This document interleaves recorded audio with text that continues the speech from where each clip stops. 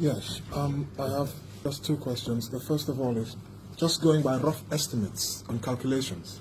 We're talking about 550,000 euros per year for approximately 4,050 tons of fish.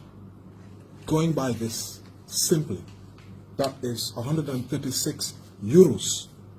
136 euros per ton. Your report, or report by the European price report here for fish, gives us figures.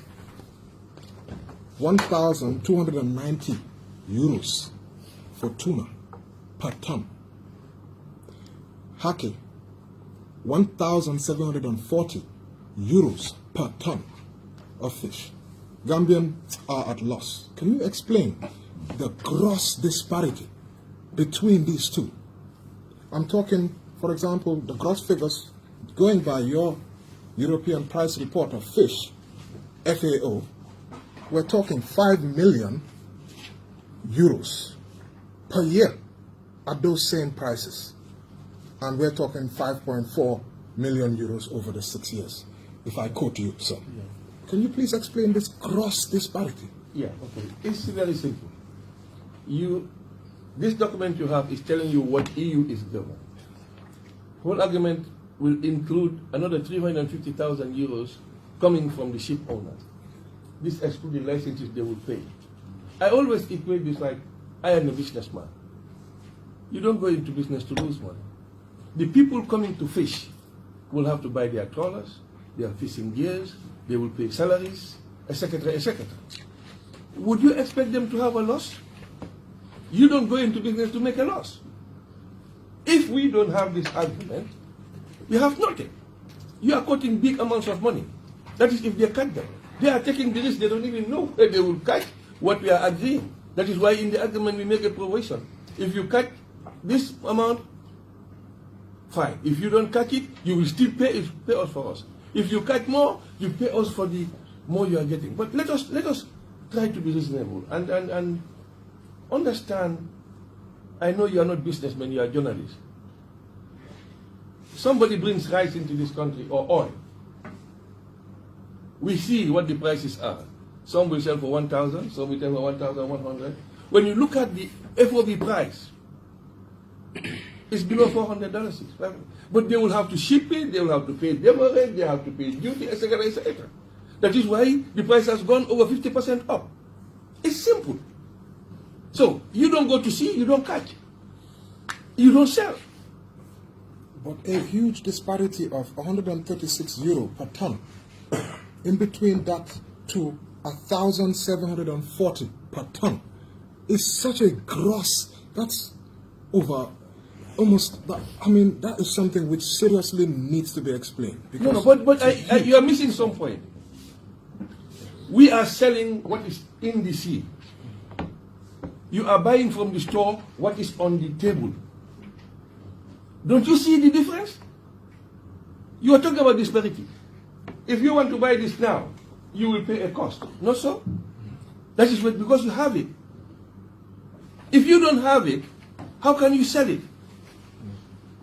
You don't expect people, like I said, to make an investment, to buy a trawler, etc., and say, I will go to sea to lose. You are risking your life, etc., etc. You want them to do business and lose? You will not, as a journalist. Even if you come to the private sector, you will know what to do business and lose money, would you? So if I understand, you're saying that the selling price from these trawlers or these companies who fish is what you are quoting, 1,000. Yes. This is the European. And so the buying price from the producers, that's Gambia, you said there's a little difference. There's a huge and he's trying to explain how that difference comes about. No, I think I have to comment here.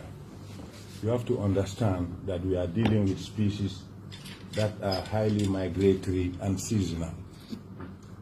Hey, tuna is highly seasonal. It's not available in our waters all year round.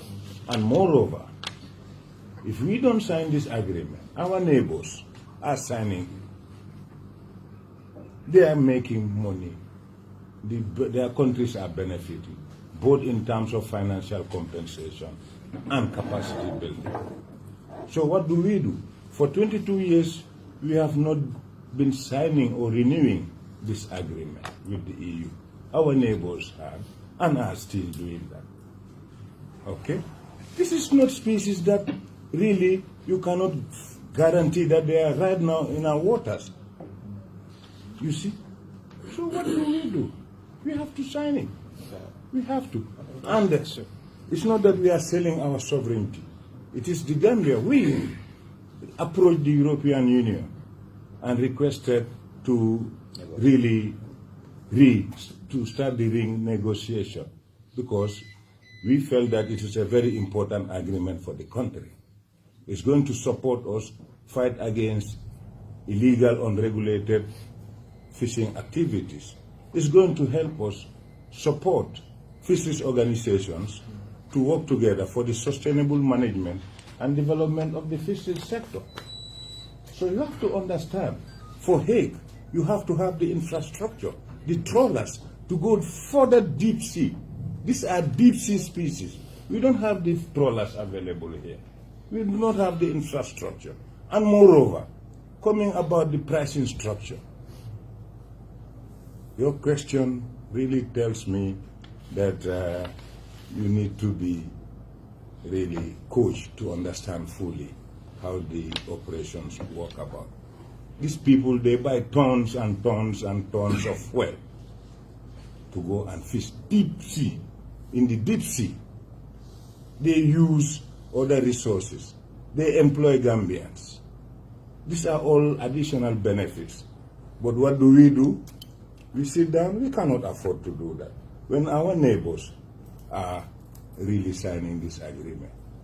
In fact, moreover, why the European Union really want us to sign this agreement?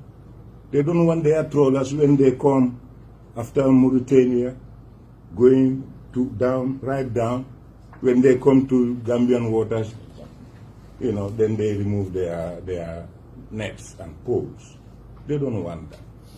And this is good for us, my dear. This is very, very good for us. Don't think about this is added value price that you are quoting. We want you to do a trade deal with the EU, but one which will benefit the Gambian people. Not tuna, one we are will not be a harvesting loss tuna. We to are the not Gambian harvesting people. tuna, neither hake. So you are talking of species which really are of no economic relevance to us in terms of consumption. We don't have the means to harvest them. Deep sea. In the deep sea. So, Which Gambian trawler do you? Yes. can I ask a question? Yes. Yes.